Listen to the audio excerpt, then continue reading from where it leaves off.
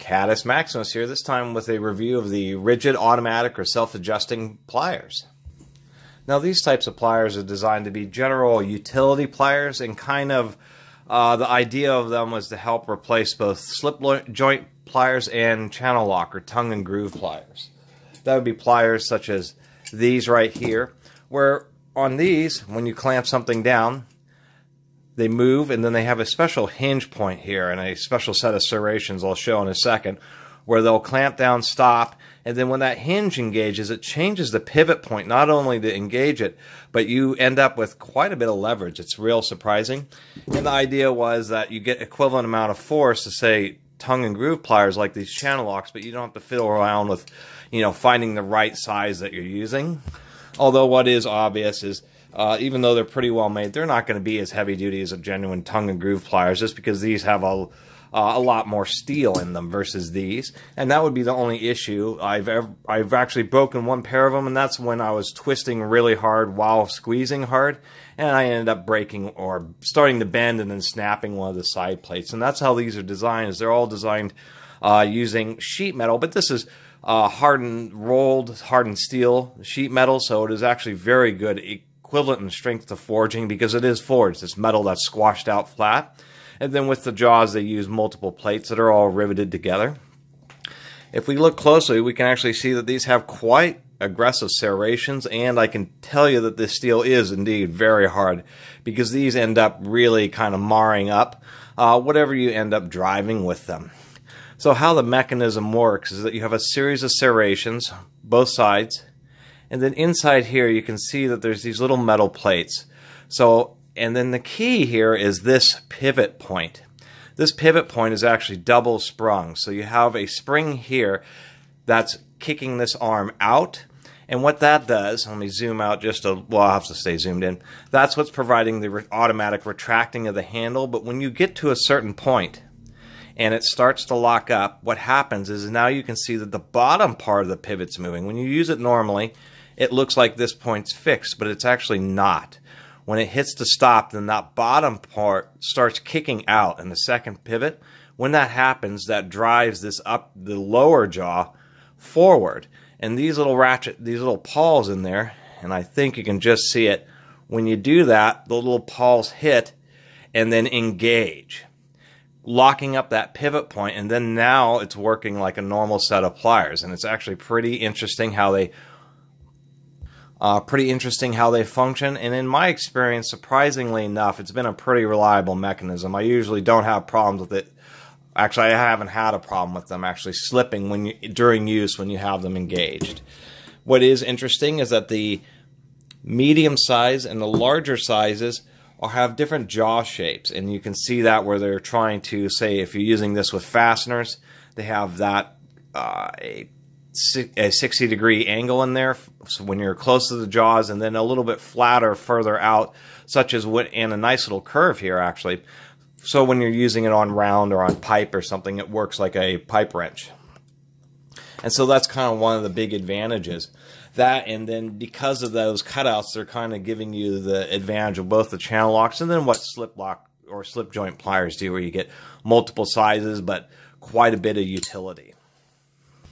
Now, all these Ridgids are indeed made in America, which is actually surprising. They all have stamp made in USA there. We have the RoboGrip 2s, and I'm not really sure what's the difference between the standard RoboGrips and the RoboGrip 2s, besides either they're larger or it just has a different jaw shape. Now, besides the one real Achilles heel, they don't like a lot of torsion or sideways bending due to the nature of these plates. They do feel very rigid under normal operation. I do like that the plate handle has these heavy plastic inserts on both sides, so they don't flex. It's actually a totally solid handle, which is nice. And then they use double layer dipping, and that tends to work out pretty well. They do have a nice soft grip. And in cold weather, you don't have to worry so much about getting freezing hands. Now, one other thing I really like about the design of these pliers is most pliers are like this. They're curved on the inside, lineman's pliers. These tongue and groove or channel locks are both same shaped handles. Even something like these Nipexes, which have, if I'm saying that correctly, Nipex, have some really nice ergonomically shaped handles, but they are identical. And what I found is that these are interesting, where they have the top handles curved up, but the bottom handle is curved down. And for me, I really like the way that feels. It feels like I have a better purchase on the pair of pliers with this handle kind of kicking out. And then the way this is a deep curve and kicks out, you can really get a lot of pulling force. And that's really what I've noticed, is when you're yanking, your hand really just wants to stay attached to the pliers. And I'll give them credit for that, is that this type of handle design I've really come to enjoy.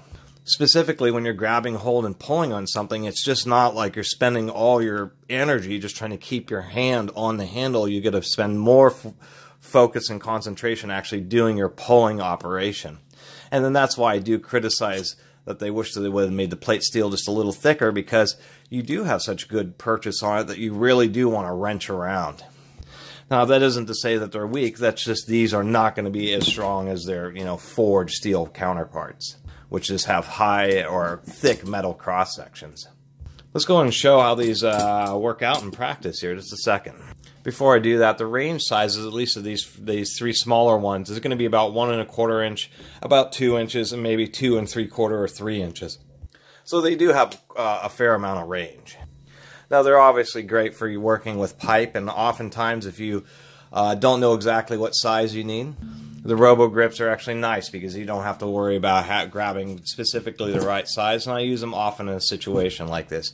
Now, what I have here is just an electric drill with a 3/4 inch MPT pipe handle.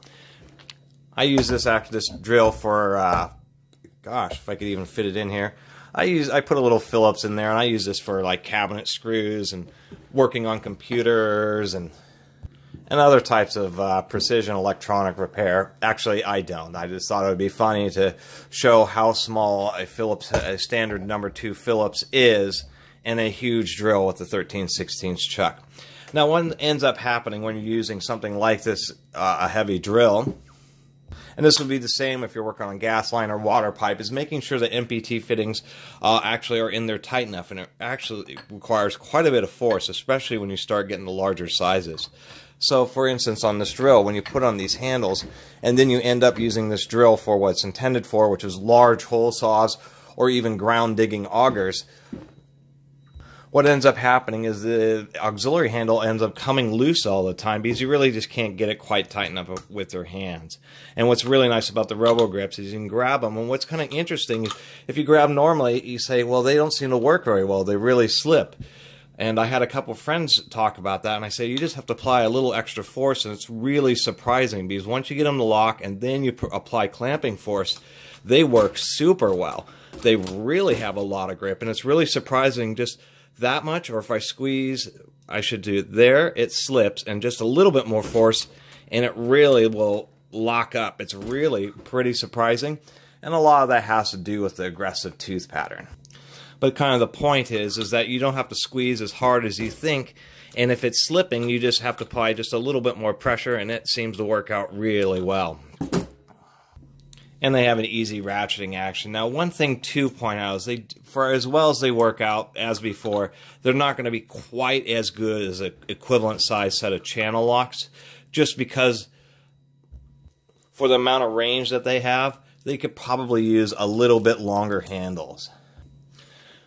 But that being said, even the small ones, even though I tighten with the larger with the small ones, if I get a nice purchase on there, I'm able to unscrew this pretty easily.